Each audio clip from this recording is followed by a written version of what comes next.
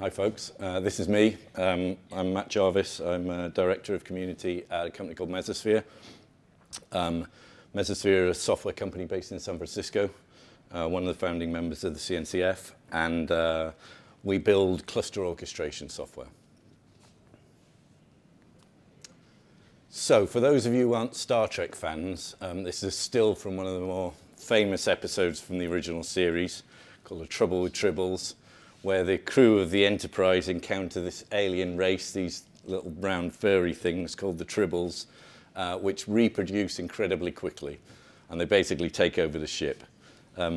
So you might ask, what has this all got to do with Kubernetes? Well, Kubernetes cluster growth has rapidly become one of the pain points for organizations using it, coining this term Kubesprawl. And I think, sprawling isn't just about increasing in size. It also implies things that are kind of unplanned and uncontrolled. And the emerging pattern amongst enterprises is to have multiple Kubernetes clusters, some figures showing as high as an average of 15 clusters per enterprise. And when we combine that with 70 plus ways of deploying Kubernetes, 70+% of those things not being centrally managed, and most clusters being pretty small, I think it's quite obvious what happens with complexity and with efficiency. So the original idea of Kubernetes and all other cluster orchestration systems was to provide a single pool of resources, abstracting away everything. But this hasn't happened in this case. So why is that? Well, there's obviously going to be a variety of reasons for that across different organizations. But some of the more common ones are these. The change to a container-based ecosystem with all the rapid deployment and development that comes along with that has kind of upset the apple cart in the more traditional enterprise security world. Having a shared kernel is perceived as a softer multi-tenancy model than in the hypervisor-based virtual machine world. And this has kind of led to the cluster itself being seen as the hard boundary from a security perspective. And container-driven development has also empowered development teams to set up their own deployment infrastructure. And these tend to exist outside of the control boundaries of internal infrastructure teams. And this can be because of frustration with pace within organizations. And in many enterprises particularly, there can be a disconnect of speed of change between dev and other teams who have more rigorous control mechanisms imposed on them. And then thirdly, there can be this perception about scaling. Kubernetes is a monolithic scheduler, meaning it controls both resource allocation, i.e. how much CPU and RAM gets allocated to a particular process, as well as workload placement. Where does a particular container live and what are the rules for how we place that in our cluster? And because monolithic schedulers have to know all the things, historically that model has been seen as less able to scale to very large node clusters and to lots and lots and lots of different workloads. And when we talk about this, it's important to note, of course, that these things may or may not actually be true. In any organization, perception is reality. So ultimately, it kind of doesn't really matter. So we've got a bunch of clusters. They're increasing a bit. We've now got clusters per team. We've got clusters per environment. Why does that actually matter? Well, individual teams are always going to have individual ways of deployment. Even if we standardize, there's going to be subtle differences that over time may eventually create issues. Engineers who've got ingrained knowledge of things move on, and code is fundamentally brittle. The operational overhead of clusters also isn't just about deployment. We have to take into account the full life cycle. Outside of cloud platforms, many of the tools that we use to deploy things only really handle that day one deployment. But for distributed systems, that's only a tiny part of the complexity. How we handle upgrades, how we handle scaling, how we handle failure scenarios, those are all highly complex operations.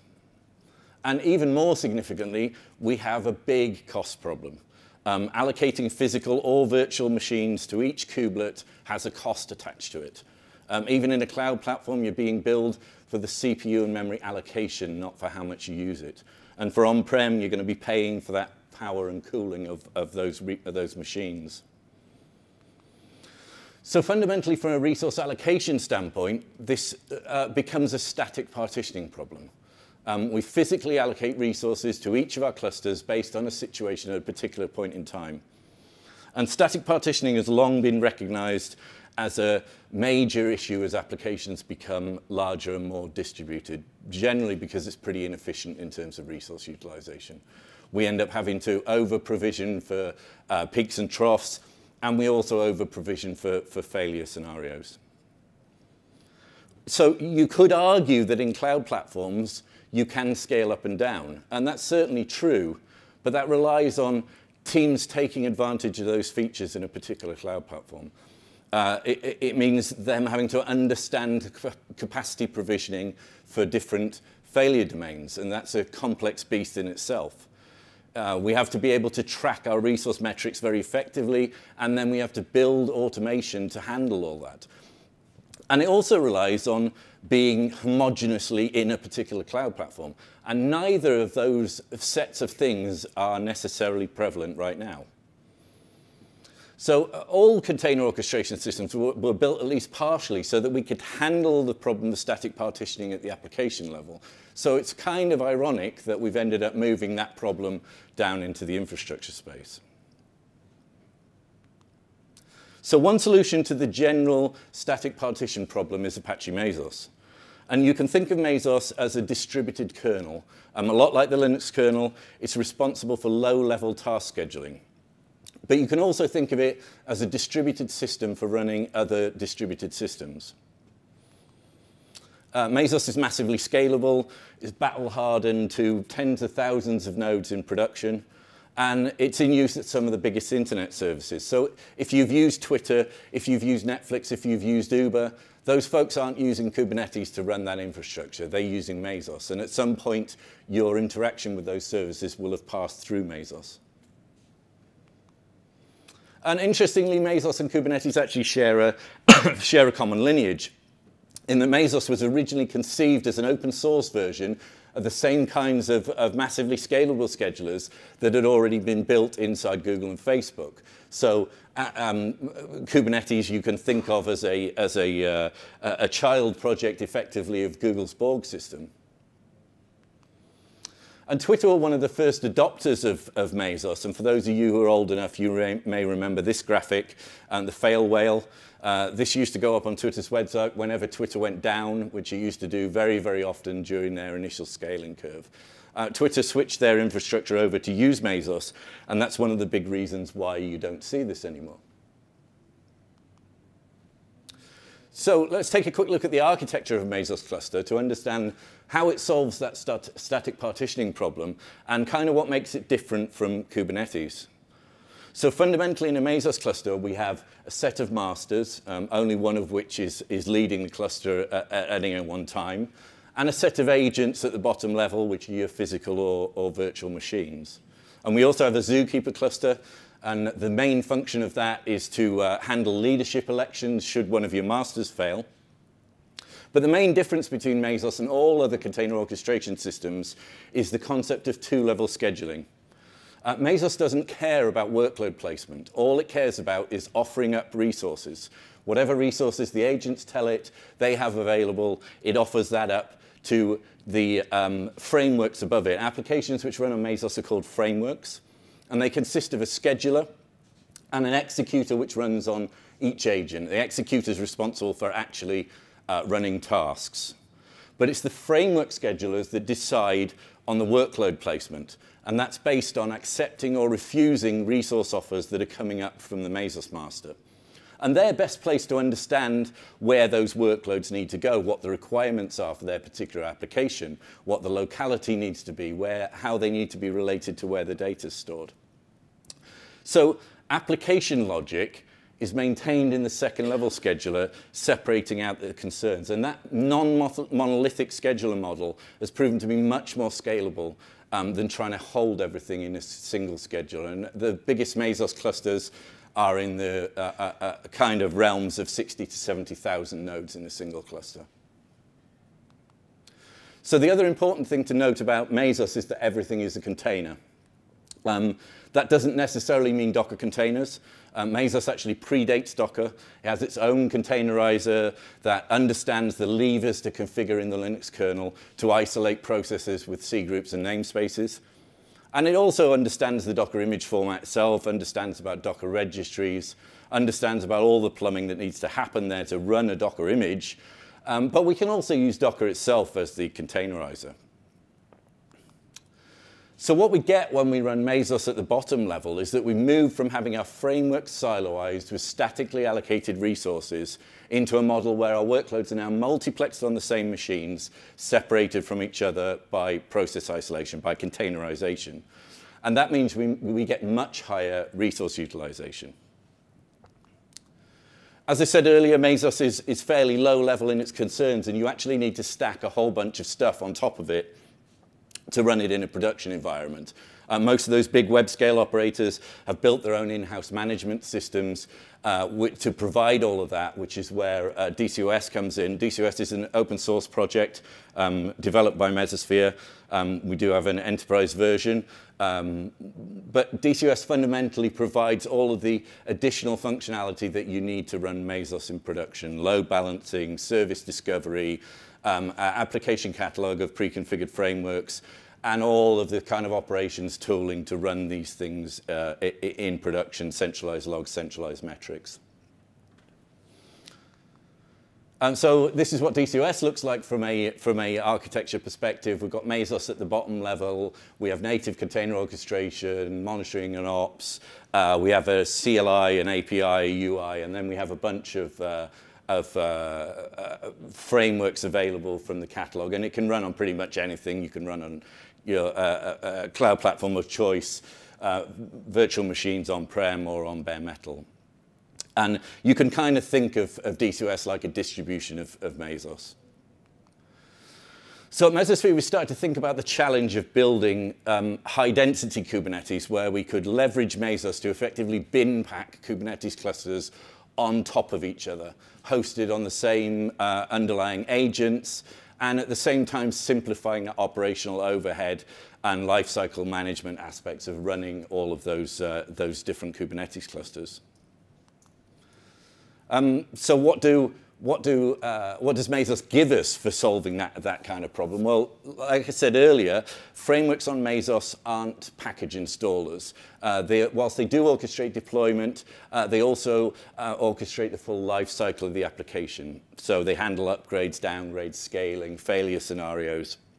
The scheduler's job is basically to keep the defined state of the application at all times. So if parts of the deployment fail, they'll be respawned somewhere else in a cluster. So in lots of ways, you can think of what Kubernetes does for applications, DCOS and Mesos is doing for the underlying Kubernetes clusters.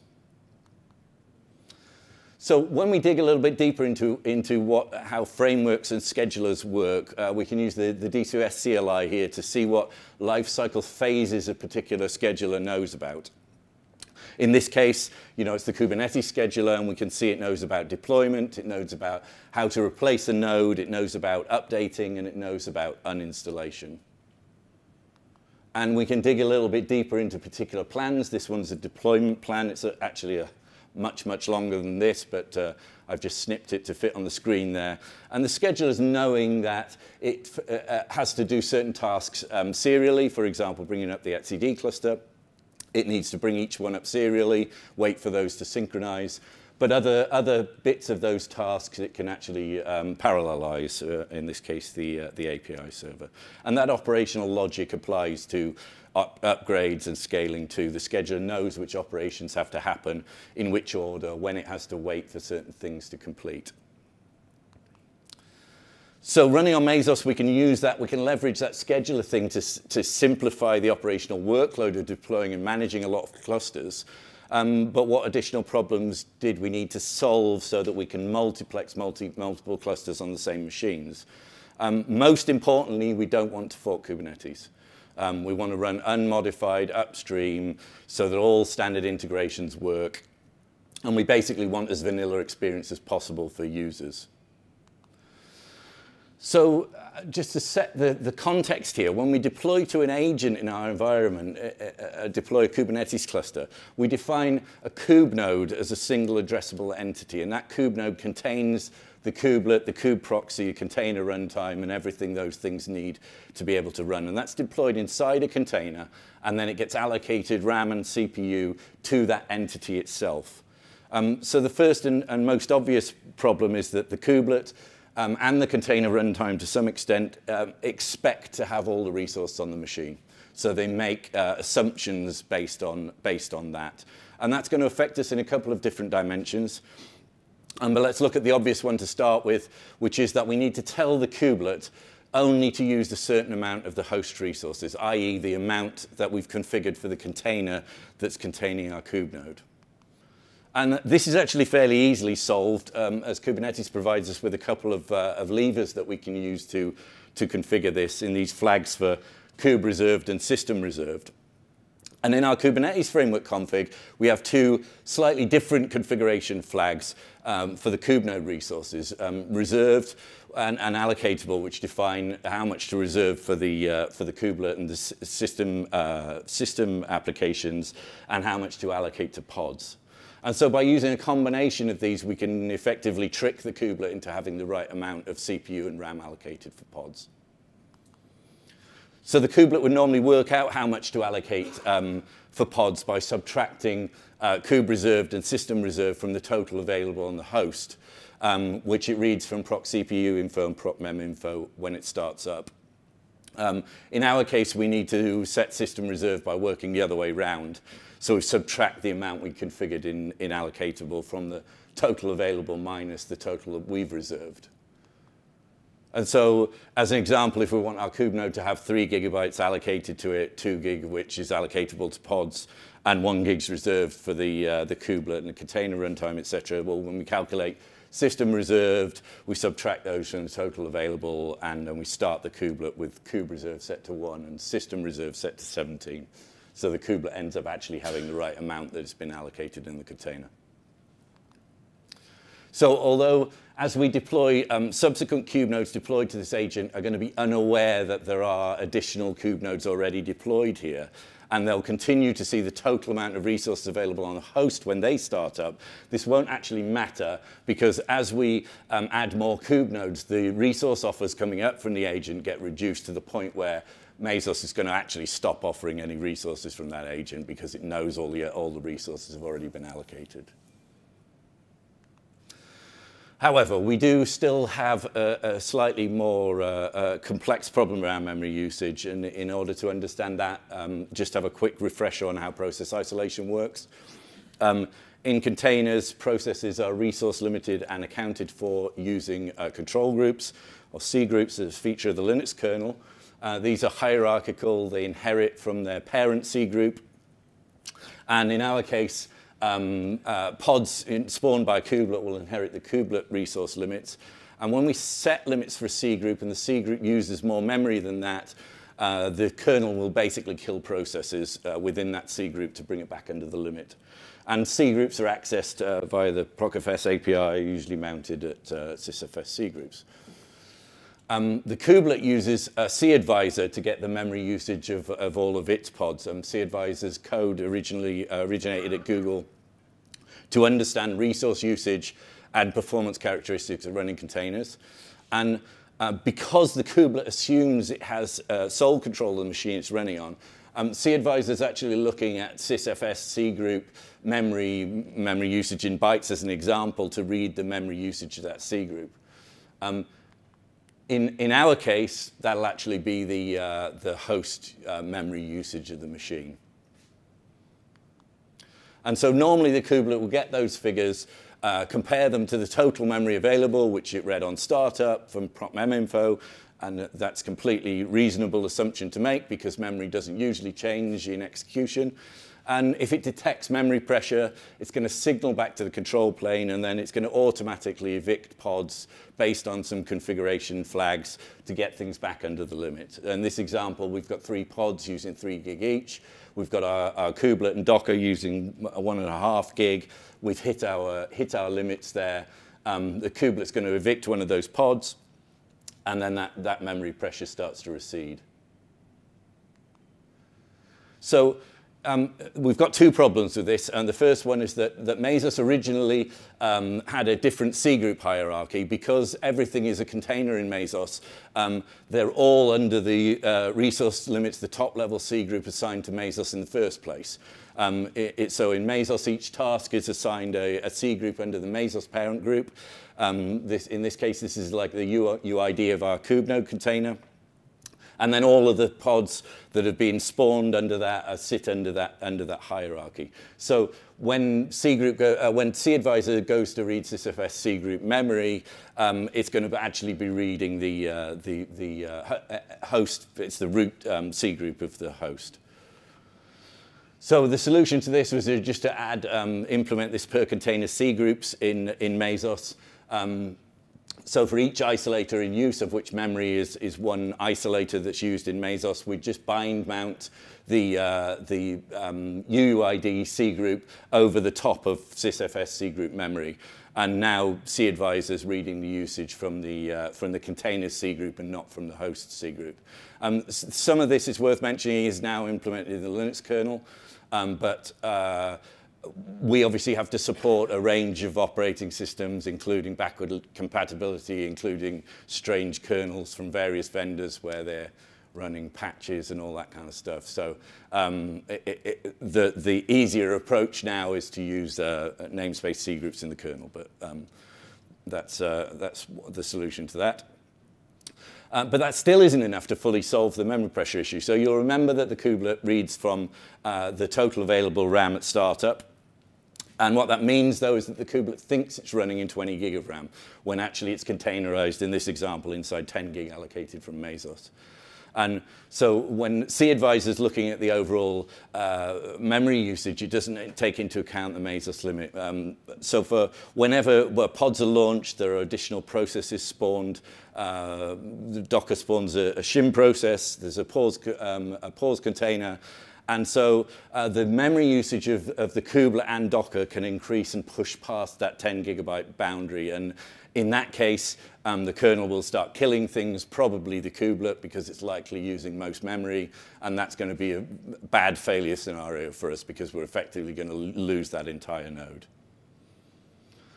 So we've got a similar problem with disk usage. There's currently no C group to limit disk usage. So C advisor calls statfs on the root of the underlying disk. Again, in our scenario, where we're running inside a container, that's going to actually show the disk usage of the agent. And so the implementation to solve both of those problems is actually to use a sidecar process, this kubelet resource watchdog. It monitors pods, container runtime, and the kubelet resource usage, and it's aware of the Mesos limits set in the C group. So if it detects pressure either on memory or disk, it'll basically do what the kubelet does.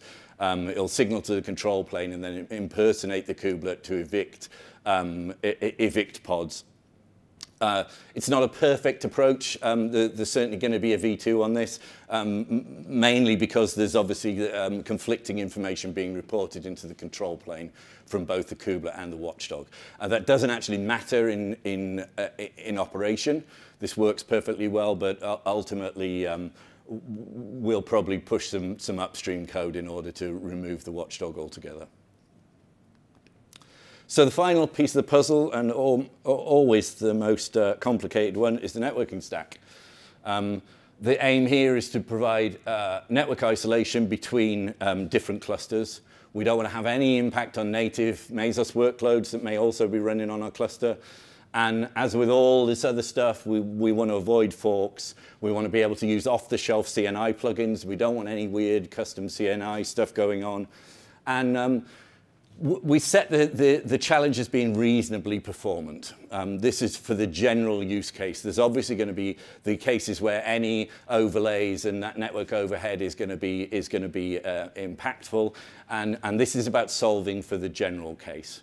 And we also want to be able to configure all this dynamically, right? There's absolutely no point in having to statically allocate all our networks if we're trying to solve a static allocation problem. So in order to make sure that we achieve network separation, we've clearly got to look at some kind of SDN type solution, and we looked at various ones, including encapsulated overlays, specifically VXLAN, which DCOS supports natively, and rooted SDN solutions, particularly Calico.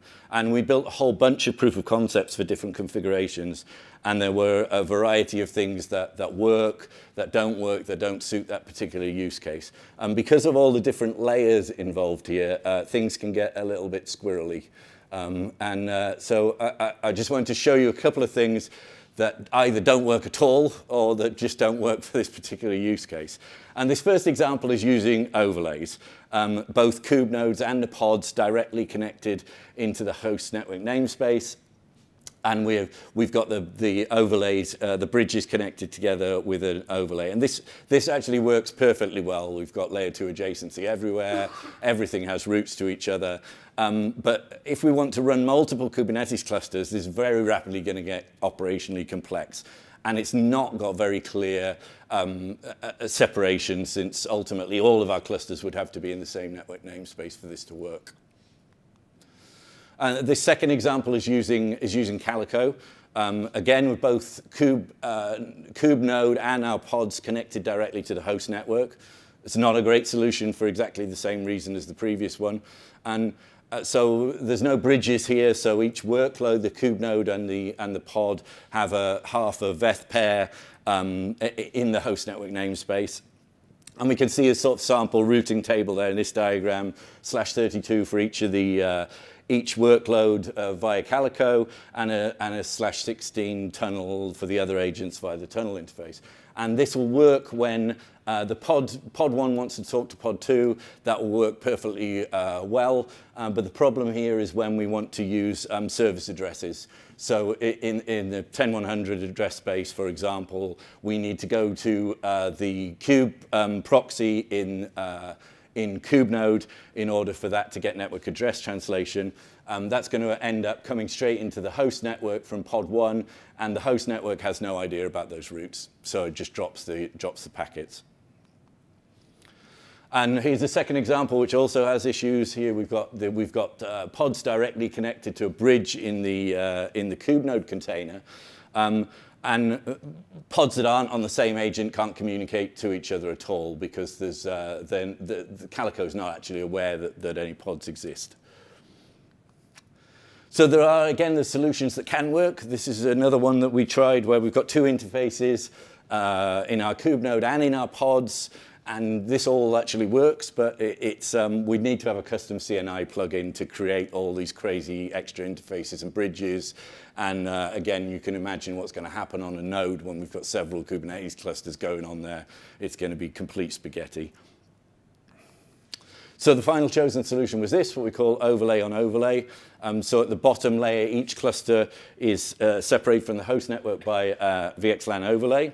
So we've got layer 2 separation of all traffic on the wire.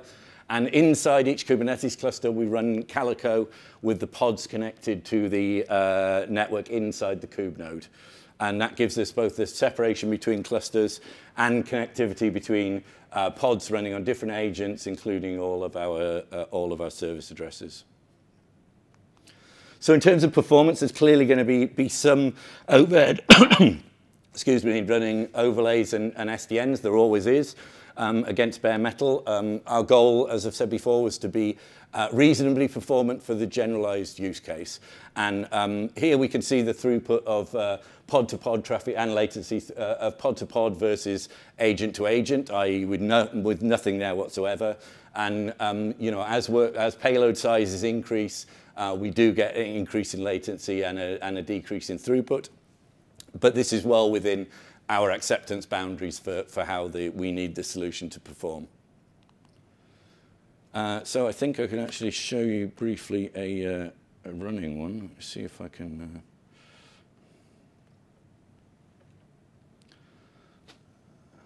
Can we get out of this? Sorry, bear with me.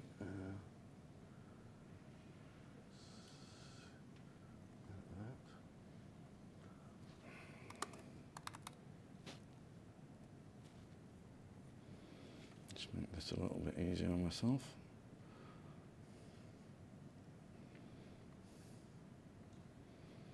Okay, so here we've got a running DCOS cluster. This is running in AWS. I think I've got 15 pretty small nodes in this cluster. And then running on top of that, I've got 5 different Kubernetes clusters. And we can address those in exactly the same way that we would use using kubectl. I've got a bunch of context set up here. Let's just make that a bit bigger. There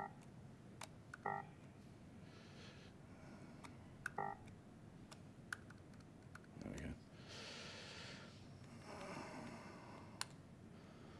So we can see all the different clusters there.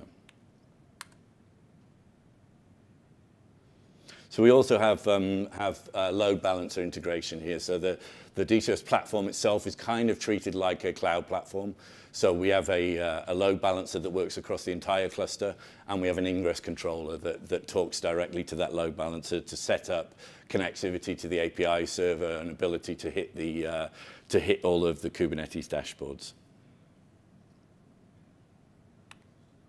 So that's about it. If you're interested in high-density Kubernetes or in trying out DCOS, there's a bunch of different ways you can do so. We've got some code to run either in Docker or Vagrant locally on your machine. We have automation Terraform code to run on your cloud platform of choice. And there's a bunch of different ways you can find out stuff. Our website's dcos.io. We've got a Slack community at chat.dcs.io, a bunch of stuff in GitHub. And have we got time for any questions? A few minutes, I think.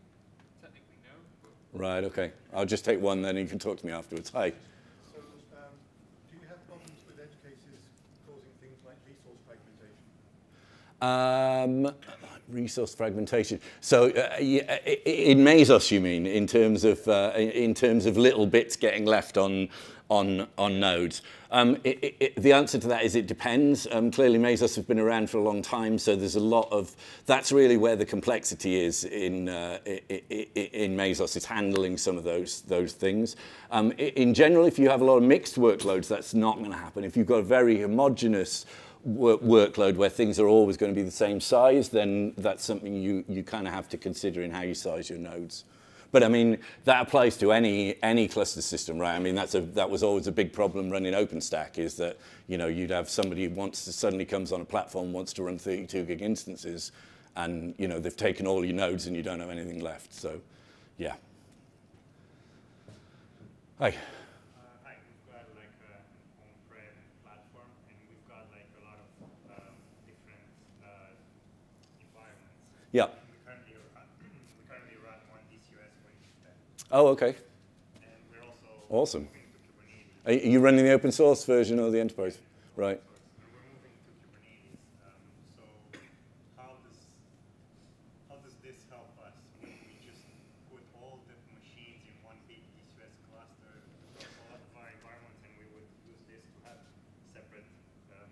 Well, I mean, I mean, it depends what problem you're trying to solve for, right? I mean, ultimately, if you've got a reason for having those DCOS clusters in separate environments, you may well end up, as you start to use Kubernetes, having the same problem of kubesprawl within your separate environments, right? If you want to give Kubernetes clusters to every team, and you want every team to have dev staging, prod, and you want to have, you know, I mean, people get to the point of having Kubernetes clusters per developer, right? So if one way for in your particular case, yes, might be to have a single DCOS cluster and provision Kubernetes clusters directly in that space. But equally, you may also want to maintain your different DCOS clusters and provision multiple Kubernetes clusters inside those DCOS clusters you already got.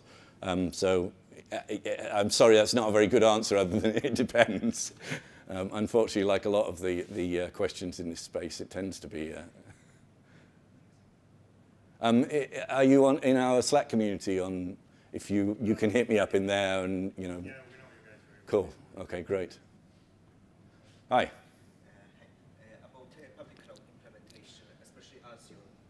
It's available on Azure container services, but that is being deprecated. So any plans for...